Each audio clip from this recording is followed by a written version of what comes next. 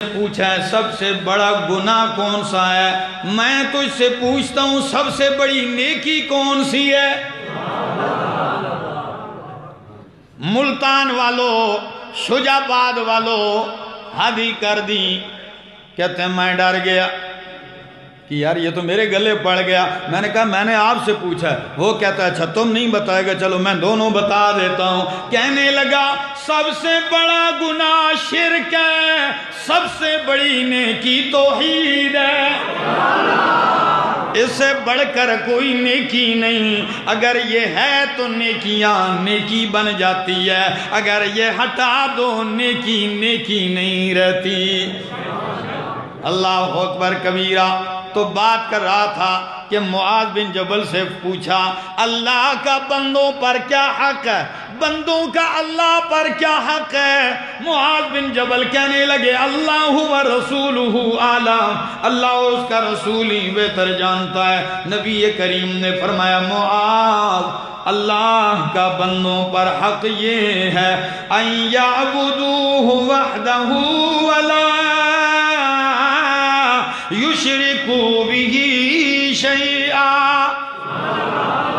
ان یعبدوہ وحدہ ولا یشرکوا بہ شیئا۔ اللہ کا حق یہ ہے کہ لوگ اللہ کی توحید کے ساتھ اللہ کی عبادت کریں اور اس کے ساتھ کسی کو شریک نہ ٹھہرائیں، یہ اس کا حق ہے۔ ہم نے اللہ کو دیا کیا ہے اور ہم دے کیا سکتے ہیں؟ اللہ کسی کا محتاج ہے؟ کیا اس کو روزے نمازوں حج زکوٰۃ قربانی کی ضرورت ہے؟ نہیں نہیں، اللہ کا حق ہے توحید۔ کیا؟ جب بندہ اس میں ہی پاک نہ ہو، ملاوٹ کرتا رہے تو اللہ کو اس کی کسی عبادت کی کوئی ضرورت نہیں۔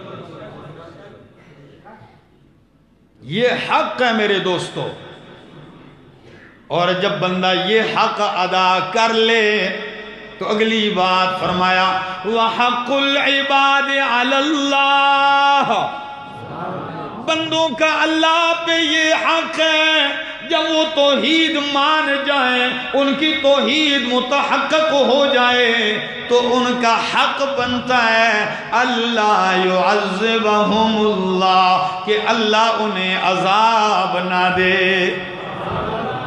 اللہ ان کو عذاب نہیں دے گا، یہ ان کا حق ہے۔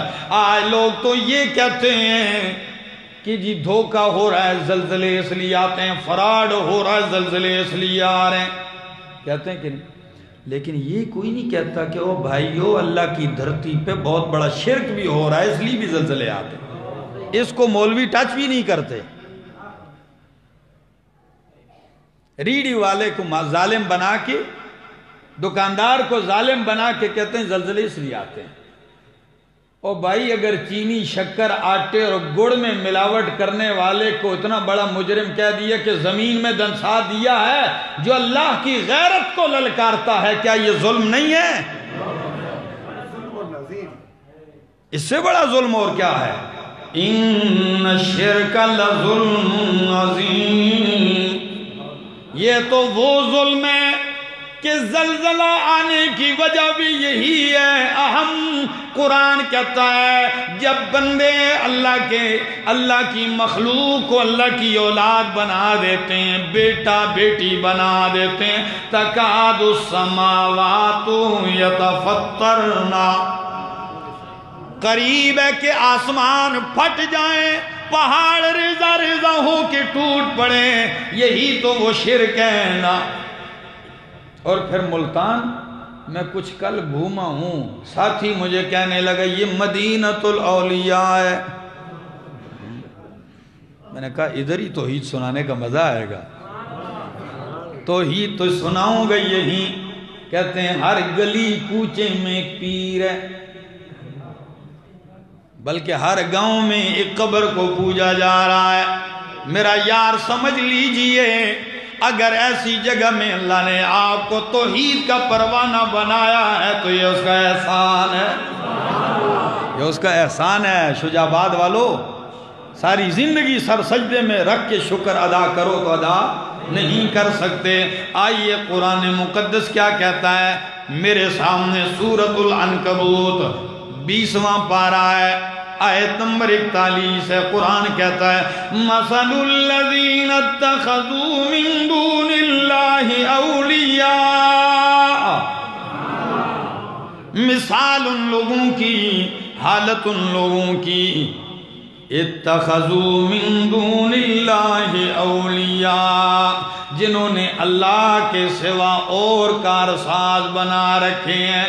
فلاں اس کام بنانے والا ہے، فلاں کھوٹی قسمتیں کھڑی کرنے والا ہے، فلاں بیڑے پار لگانے والا ہے، فلاں بیٹیاں اور بیٹا دینے والا ہے۔ قرآن کہتا ہے کمثل العنکبوت، ان کی شرک اور شرکا کی مثال مکڑی کی طرح ہے۔ آپ کے ہاں کیا لفظ کہتے ہیں اس کے لیے؟ ہاں، پنجابی میں ڈاور، پشتو میں جولا، کیا جولا، جولا گے، اور عربی میں عنکبوت کہتے ہیں، اردو میں مکڑی کہتے ہیں۔ اگر زیادہ نہیں تو اتنا تو آپ کو پتا ہوگا، وہ مسجد کے کونے برآمدے میں جو چھتا سا بناتے ہیں، جال سا، جالا، ٹھیک ہے نا، اس جالے والے اس کیڑے کو، اس حشرات کو مکڑی کہتے ہیں، عنکبوت۔ اللہ فرماتے ہیں مشرک اور اس کے شرک اور شرکا کی مثال مکڑی کی طرح ہے، جس نے جالا بنا کے گھر بنایا۔ اتخذت بیتا وَإِنَّ أَوْهَنَ الْبُيُوتِ لَبَيْتُ الْعَنْكَبُوتِ۔ گھر تو بڑے بڑے بنتے ہیں، کمزور بھی ہوتے ہیں، لیکن مکڑی کا گھر سب سے زیادہ کمزور ہوتا ہے۔ بندہ گھر بناتا ہے سردی، گرمی، دھوپ، بارش سے بچنے کے لیے، اور مکڑی کا گھر سردی، گرمی، بارش، دھوپ سے بچا سکتا۔ اب آپ سوچیں گے کہ یا اللہ، اتنی مخلوقات میں سے مشرک اور اس کے شرکاء اور شرک کو جا کے تشبیہ دے دی مکڑی اور اس کے جالے کے ساتھ۔ کوئی مثال میں حکمت کیا ہے، وجہ کیا ہے، کوئی مشابہت کیا ہے، وجہ شبہ کیا ہے؟ آئیے ملتان والو، شجاباد والو، سنیے اور اللہ کا قرآن اور سینے کو نور کے نور توحید سے بھر لیجئے۔ فرمایا جس طرح مکڑی جالا بناتی ہے، گھر بناتی ہے، ارادہ ہے کہ یہ مجھے مشکل میں کام آئے گا، گھر سردی گرمی سے بچائے گا، جس طرح آڑے وقت میں اس کا یہ جالا گھر اس کے کام نہیں آئے گا، ایسے ہی مشرک ہے، اس نے جن جن درگاہوں مزاروں پہ امیدیں لگا رکھی ہیں، یہ مشکل میں کام آئیں گے۔ جس طرح مکڑی کو اس کا جالا نہیں بچا سکتا، اس طرح مشرک کو اس کی درگاہ نہیں بچا سکتی۔ آڑے وقت میں یہ بھی اس کو نہیں بچا سکتی۔ سنیے گا دوسری وجہ، مکڑی جالا بناتی ہے، مکڑی جالا بناتی ہے، مٹیریل بازار سے لاتی ہے، جی اندر پیٹ سے سارا تانا بانا کہاں سے نکلتا ہے؟ پیٹ سے نکلتا ہے، باہر سے کچھ نہیں لاتی۔ فرمایا بالکل مشرک کا سارا مذہب، سارا دین، سارا عقیدہ پیٹ سے گھڑا ہوا ہے، قرآن و سنت سے وہ دلیل نہیں لائے گا۔ جس طرح مکڑی کا سارا کرتا درتا مٹیریل اندر کا ہے، اسی طرح اس کا سارا مذہب بھی جو ہے وہ پیٹ کا ہے، اور تعلق بھی چونکہ اسی کے ساتھ ہے نا۔ اچھا دوسری وجہ سنیے گا، مکڑی جالا بناتی ہے مکھیوں کو پھنسانے کے لیے۔ کس کے لیے؟ بزرگ بیٹھے ہیں، نظارہ دیکھا ہوگا، مکھیاں جب پھنستی ہیں تو فوراً مکڑی اس پہ جالا بنتی ہے، ایسے باندھ دیتی ہے اس کو، تو مشرکوں نے بھی جو درگاہیں اڈے کھولے ہوئے ہیں یہ مریدوں کو پھنسانے کے لیے. اچھا چوتھی وجہ بیان کرنے لگا ہوں. مکڑی آپ کروڑوں روپے کی کوٹھی بنگلہ محل بنا لیں، مکڑی کو آپ کی کوٹھی میں سکون نہیں آئے گا جب تک کہ وہ اپنا الگ سا گھر نہ بنا لے. ایسا ہے کہ بھئی اتنی بڑی کوٹھی بنی ہے تو آپ کو الگ بنانے کی کیا ضرورت ہے؟ لیکن اس کو سکون ہی تب آئے گا جب الگ کونے میں بنائے گی. فرمایا مشرک کو بھی اللہ کی اتنی بڑی الوہیت ربوبیت پہ اعتماد نہیں ہے. اس کو چین تبھی آتا ہے جب وہ الگ سا اپنے لیے کوئی در نہ بنا لے. الگ جگہ جب تک ماتھا رگڑے نہیں مزہ نہیں آتا اسے بھی. پانچویں وجہ بیان کرنے لگا ہوں. مکڑی جب مکھی کو پھنساتی ہے تو آ کے پھر پکڑتی ہے غذائیت چوس لیتی ہے. کیا چوس لیتی ہے؟ اندر سے جو کچھ مواد ہوتا ہے اس کے کھانے کا وہ چوس لیتی ہے، خالی ڈھانچے کو پھینک دیتی ہے. بالکل ایسے ہی ہے یہاں بھی جائے گا، اندر سے ایمان توحید غیرت ساری چوس لیں گے. عقیدہ توحید ختم کرنے کے بعد پیٹھ پہ مار کے کہیں گے ہن پترا تو کامیاب ہے، جول اب تو کامیاب ہے میرا دوست. لیکن آپ کہیں گے قرآن کی مثال سمجھے گا کون؟ مثال تو ہے، سمجھے گا کون، سمجھائے گا کون؟ قرآن خود کہتا ہے کہ تِلْكَ الْأَمْثَالُ نَضْرِبُهَا لِلنَّاسِ. یہ مثالیں ہم لوگوں کے لیے بیان کرتے ہیں، عربی اجمی گورے کالے پڑھے لکھے مردوں عورتوں سب کے لیے بیان کرتے ہیں. لیکن وَمَا يَعْقِلُهَا إِلَّا الْعَالِمُونَ. ان مثالوں کو سمجھتے صرف عالم ہیں. اس میں نکتہ بھی ہے نا ایک، بیان تو سب کے لیے کیے مثالیں لیکن سمجھتے کون ہیں؟ عالم علماء. تو پھر تو سب کے لیے نہ ہوئی، یعنی اشارہ کر دیا جب علماء سمجھتے ہیں وہ سمجھائیں گے تو دوسرے بھی سمجھیں گے. اب ایک اور بھی اشارہ آ گیا کہ عالم وہ ہے جو قرآنی مثالوں کو سمجھے. کتاب اللہ میں عالم وہ ہے جو قرآن کی مثالوں کو اور سمجھا سکے. جو سمجھے نہیں لوگ بڑے علامہ سے کہیں جو مرضی ہے کہتے رہنا، وہ عالم نہیں ہے، ٹائم پاس کرتا ہو. اللہ اکبر. اگر آپ کو لطف آ رہا ہے تو ایک اور مثال پلٹوں. جی آئیے گا ذرا قرآن مقدس سنیے. میرے سامنے اللہ کی کتاب کھلی ہے، 17واں پارہ ہے، سورت کا نام سورت الحج ہے. آخری رکوع پڑھنے لگا ہوں. فرمایا یا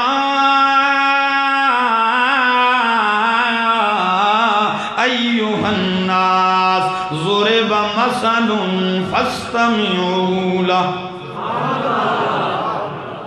ضرب مثل، مثال بیان کی جا رہی ہے. کیا مثال؟ مثال سمجھو گے تو مزہ آئے گا. ضرب مثل فاستمعوا لہ. فاسمعوا لہ نہیں فرمایا بلکہ فاستمعوا. استماع اور سماع میں فرق ہے. فرق یہ ہے استماع کہتے ہیں چپ کر کے سننے کو، بڑی توجہ سے سنتے ہیں. فرمایا مثال بیان کی جا رہی ہے، غور سے سنیے گا. کیا مثال ہے؟ ان الذین تدعون من دون اللہ،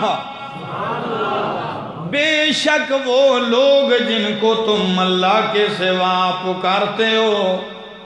کیا معنی کیا میں نے؟ وہ لوگ یا وہ بت؟ پھر کیوں الزام لگاتے ہیں لوگ کہ جی یہ بتوں والی آیتیں قبروں پہ فٹ کرتے ہیں؟ تو الذین کا معنی بت ہوتا ہے مفتی صاحب؟ اگر الذین کا معنی بت ہے، آپ لوگ گرامر نہیں سمجھتے، آپ جو ہے ضمائر نہیں سمجھتے، آپ اس میں موصول اس میں اشارہ زیادہ نہیں سمجھتے، آسان سمجھانے لگا ہوں۔ الذین کا معنی اگر بت ہی کریں کہ جی بت ہی بت ہے تو پھر معنی کرو گے اہدنا الصراط المستقیم صراط الذین، راستہ ان بتوں کا، راستہ ان۔ تو الذین کا معنی کیا ہے؟ وہ لوگ جنہیں تم پکارتے ہو، نبی ہیں، ولی ہیں، جن کو تم پکارتے ہو، اللہ فرماتے ہیں لن یخلقوا ذبابا، وہ مکھی بھی پیدا کر سکتے، مکھی بھی پیدا کر سکتے۔ اللہ اکبر، مکھی پیدا کرنے کی بات تو چھوڑی، اللہ فرماتے ایک پیر نہیں، سارے ملتان کے پیر، ساری کائنات کے پیر اکٹھے ہو جائیں مل کے بھی ایک مکھی پیدا کر سکتے۔ میں تو آج بڑا حیران ہوتا ہوں، آپ توحید سنتے ہیں خوش ہوتے ہیں، باقی اکثر جگہ جب میں جاتا ہوں لوگ مجھے جب توحید کا ورقہ الٹتا ہوں تو رنگ نیچے سے بدل جاتے ہیں، تو میں سمجھ جاتا ہوں کہ بیمار زیادہ ہیں، لیکن الحمدللہ بہت اچھا ہے۔ سنیے گا میرے پیارو، فرمایا لن یخلقوا ذبابا ولو اجتمعوا لہ، سارے مل کے مکھی پیدا نہیں کر سکتے، مکھی پیدا کرنا تو بڑی بات ہے، اگلی اس سے ترقی، فرمایا وَإِن يَسْلُبْهُمُ الذُّبَابُ شَيْئًا، إِن يَسْلُبْهُمُ الذُّبَابُ شَيْئًا۔ ملتان والوں معنی کرنے لگا ہوں، میرے شیخ یہ معنی نہیں کرتے کہ مکھی کوئی چیز لے جائے، نہیں، ان یأخذ نہیں کہا، کیا؟ ان یسلب، میرے استاد شیخ معنی کرتے ہیں اگر مکھی ان سے کوئی چیز چھین کے لے جائے، بدماشی سے، زور سے، ان یسلوہم الذباب شیئا، چھین کے لے جائے، کھانا پڑا ہے کوئی چیز پلیٹ سے لے جائے، ساری کائنات کے پیر مل کے بھی قرآن کہتا ہے لا یستنقذوہ منہ، اس سے چھینی ہوئی چیز واپس لے سکتے۔ تو ملتان والو جب مکھی پیدا نہیں کر سکتے، حالانکہ مکھی کا وزن ہوتا ہے تقریباً 15 کلو، کتنا جی وزن کرنے کے قابل کی گئی، یعنی اتنا وزن بھی نہیں، اگر آپ مکھی کو ہاتھ میں پکڑ کے یوں ترازو پہ مار دیں تو ترازو حرکت بھی نہیں کرتا، اتنا وزن بھی نہیں۔ جب یہ نہیں پیدا کر سکتے تو تیری جھولی میں کامل انسان کیسے پیدا کر سکتے ہیں؟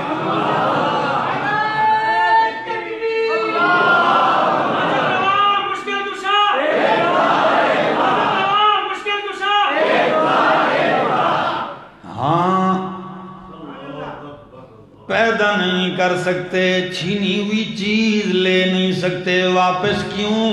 قرآن کہتا ہے ضعف الطالب والمطلوب،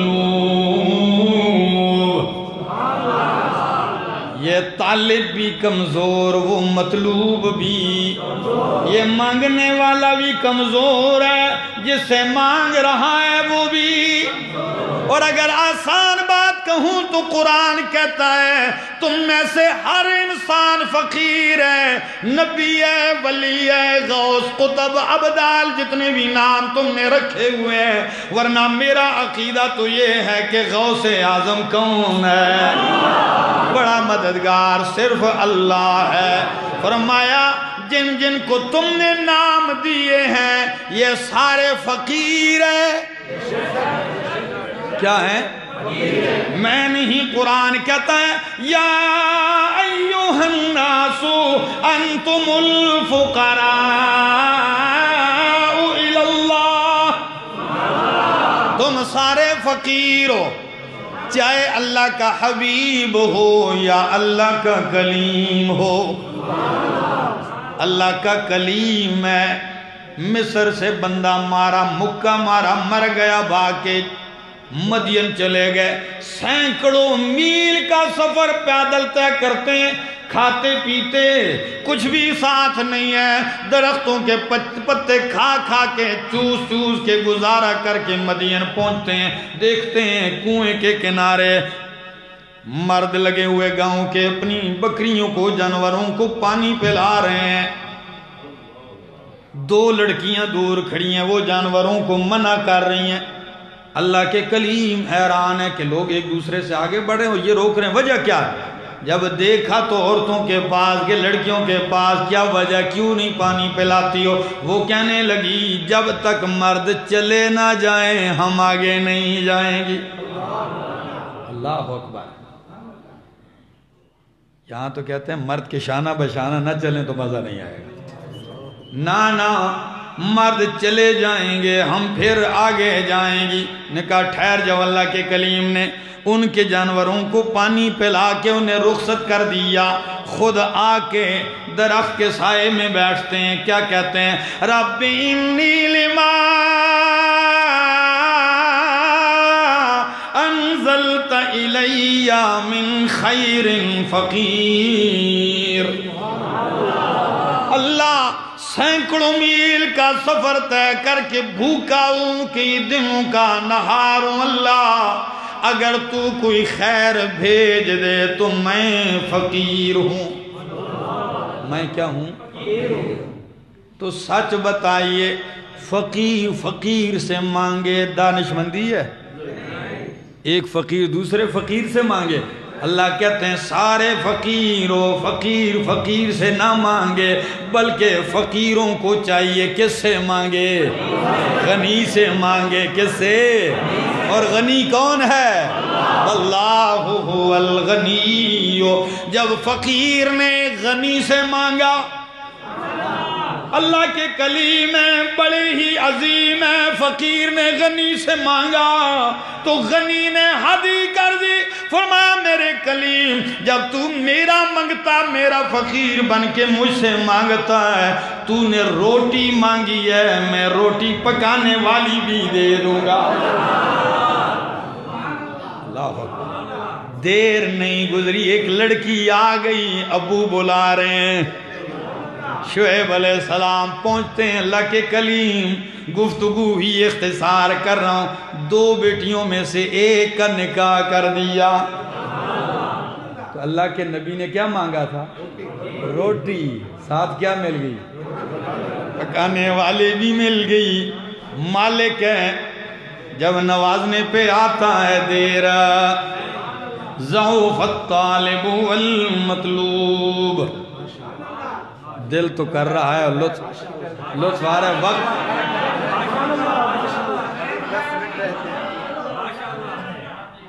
وقت اختتام پذیر ہو گیا ہے۔ کہیں ایسا بھی نہ ہو نا، ہمارے ہری پور میں ایک مسجد ہے کہ اگر پورے شہر میں کسی سے جمعہ چھوٹ جائے تو وہاں جاری رہتا ہے، لوگ وہاں پہنچتے ہیں، تو کہیں ایسا نہ ہو کہ 3 بجے تک چلے جائیں۔ بہرحال زندگی نے اگر وفا کی پھر آئیں گے، ملاقات کریں گے۔ مفتی صاحب تو مجھے کہتے ہیں 2:30 بجے تک چلے جائیں۔ بہرحال جو اپنی ہمت کے مطابق گفتگو کی ہے، جی